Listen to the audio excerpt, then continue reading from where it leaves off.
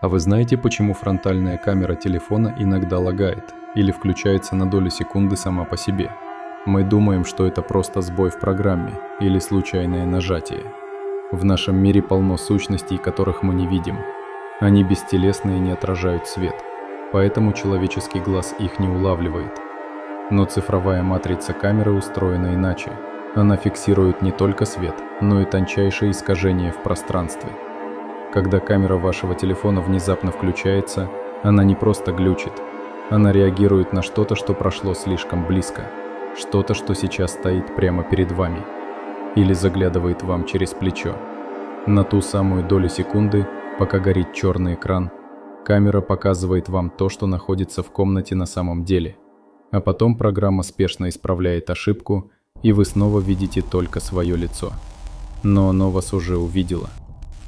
Подписывайтесь на наш телеграм-канал. Ссылка в шапке профиля.